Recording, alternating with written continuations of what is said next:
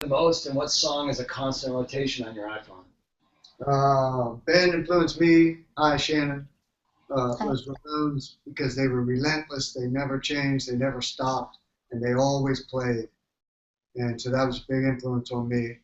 And the song that's on my constant rotation is Turn Up the Sun by Oasis. Okay. For me, it's Led Zeppelin. I'm a huge fan of John Paul Jones. And before we start writing, I go in there and start listening to Led Zeppelin and playing some of his stuff. And what's on my iPod right now is 1,000 horsepower.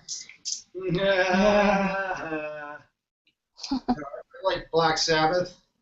They influenced me a lot. And I don't really listen to much music. I use my phone just for talking to people. Yeah, me too. I try not to use my phone at all, but that never happened.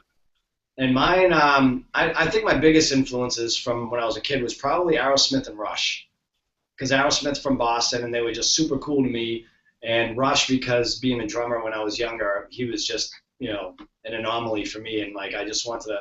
He's the reason why I probably dropped out of school and skipped school and stole drums from school and did all these things because I just wanted to be home and practice to Rush albums all the time. But I don't really have a song that's on my iPhone right now, really. I try to like not look at it. It's a bit annoying when it's blowing up every 3 minutes. Yeah. So there it is. All right. Thanks. You're welcome. You're welcome. Thanks for coming. Peace out.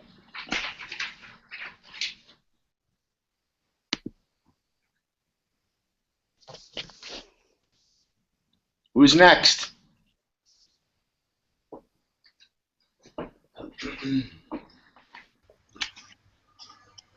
Ashley?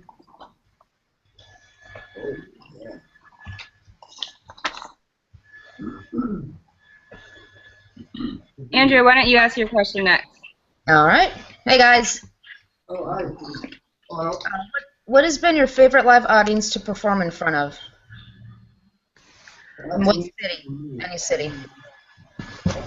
Yeah, that's an easy one for me. We did this theater in London last year, and I just remember singing almost every single word. It switched over. Oh, wait, it switched over. Are you still there? Yeah. Yeah. Anyway, we played this theater in London last year, and at one point in the set, we did Serenity, and it's actually a song that I, as a drummer, I sit out on. But I was still behind my drums, and as they started the song, like every person in the crowd sang the lyric to where it even drowned it out, Sully singing, and I just heard, you know, tears came to my eyes. So that was my favorite crowd so far. Awesome. I think mine might have been Woodstock in '99. Yeah. It was massive. It was 250,000 people. Yeah. Exactly. Too many people. It was a lot of people. You couldn't even see the last. I mean, it was just infinity. It was like heads to infinity. You couldn't even see the entire crowd. It was massive. That's amazing. That's a lot of people. Yeah. Awesome. It was probably between that and the show we did after 9/11, which was really an emotional show, and it was just at a time. So. Did any of that?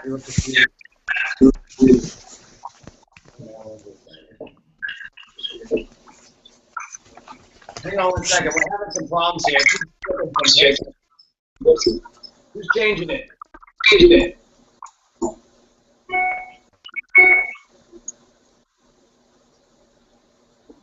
John, why don't you go ahead and ask your question next? Okay.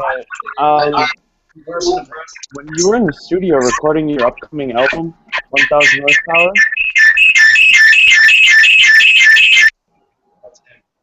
what was the atmosphere in the studio mentally different from when you were recording all your other albums?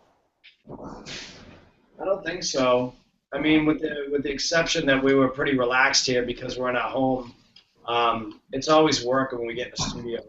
So it's kind of the same mentality. You know, we put on our game faces when we have all the songs written, and we just start going to town. It becomes a checklist at that point, and let's get the job done. So, yeah, I mean, a little bit more relaxed, and it was definitely a fun atmosphere. But I think we would have had fun in any studio they were in because the guys were just kind of happy to be back together and working. So. Okay. Thank you. Some of the heat that comes sometimes when the red light comes on and it's time to record the track, you know, some of the pressure on myself was taken off because we've done all the production in the same room, and then they moved in the studio equipment, so it's like I was at the same place, you know, that I'd been for weeks already. So when the red light came on, I barely even felt it. Okay.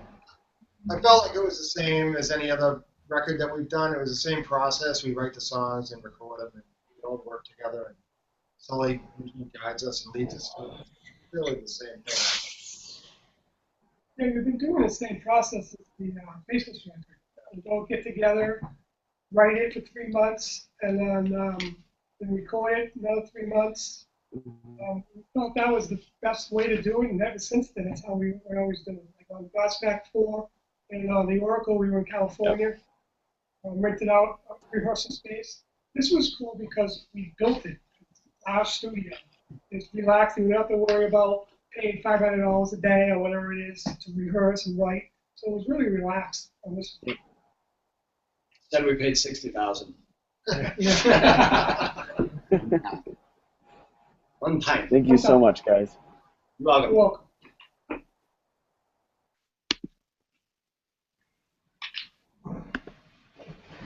Kevin, why don't you go next? Kevin, you are a big son of a bitch. You don't hear him, Ashley.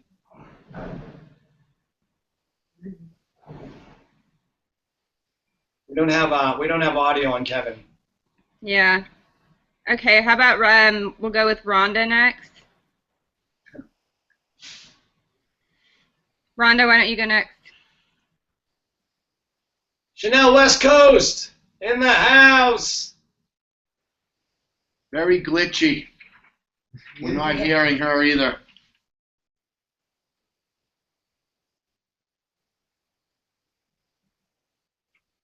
Can you hear us? Blonde girl? Rhonda, can you hear us? Shake your head. Yes, we can't hear you, but we can see you. So we don't know if you sound good, but you look good.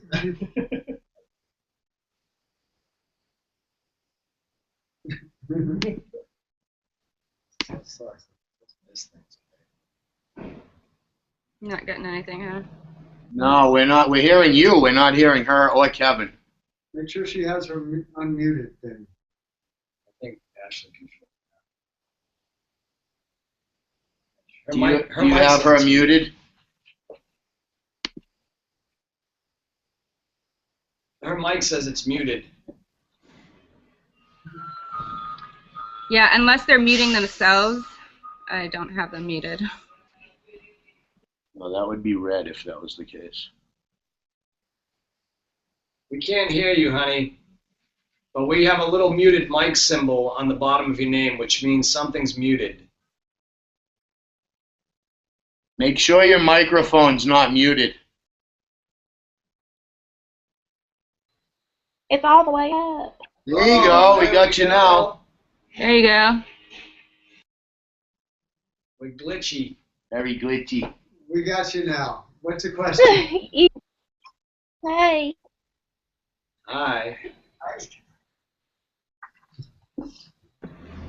All right, guys, why don't you answer the questions? What motivated your songs on the...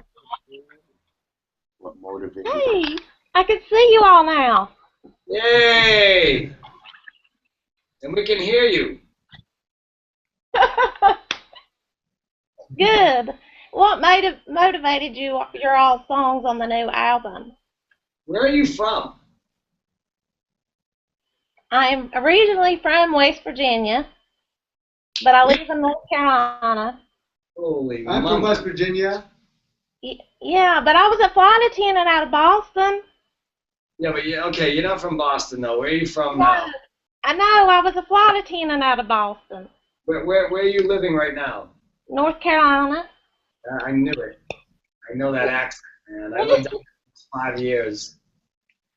Well, you should come back down here. Yeah, no, not so much.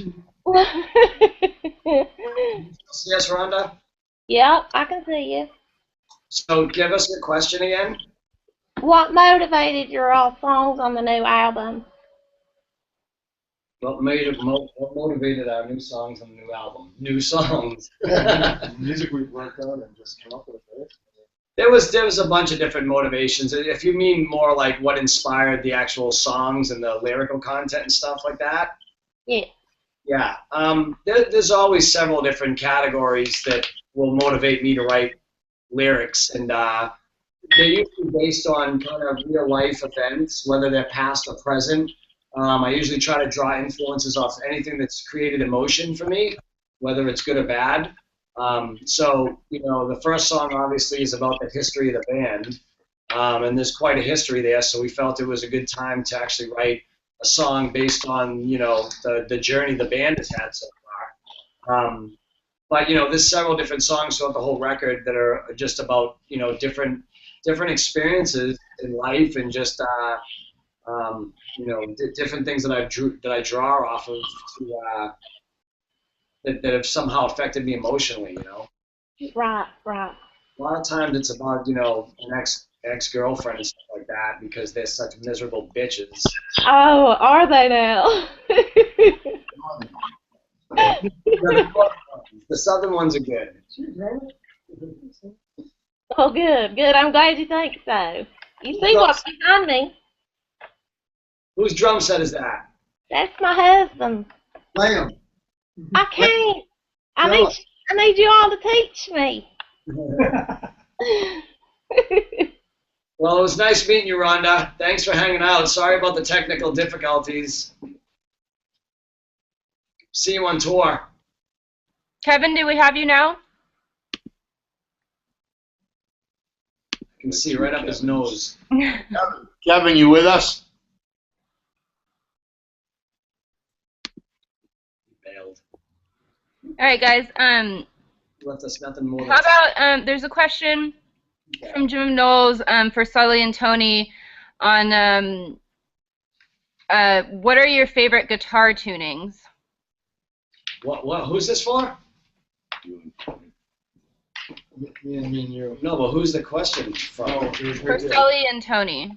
Who is the question from? Jim Knowles. Jim Knowles. Is he with us? He's not with us, or he's watching, but he's not on video. Ah, bummer, man. My favorite tuning is standard tuning down a half step, 435. I would have to agree with that. It's the best ever. I would have to agree with that. Standard tuning, half step down. That's not always the tuning in Godsmack, hardly ever actually, but it is one of my favorite tunings, especially for acoustic guitar. Stevie Ray Vaughan played in that tuning. Yeah, and so did Tony Mambola.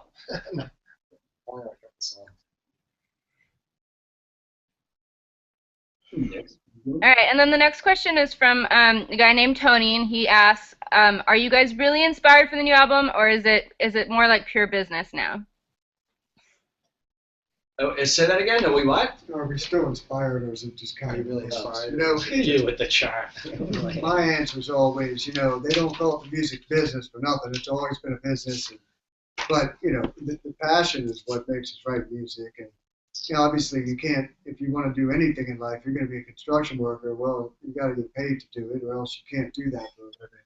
So, we've never been a band that's been focused on just making money. But on the other hand, we do have wives and kids and mortgages and dogs and motorcycles that we have to pay for. So, to be smart, it has to be a business. But it's just like anything else in life, We would certainly, if we were doing it for the money, we would pick a different profession probably, It's all about the passion for the music. Yeah, once you stop hitting the music, it doesn't matter what the job is or how cool it may seem to other people. Once you lose the love for the music and the love for what you do, then most likely you're going to be sitting miserable at the job like you would in any job.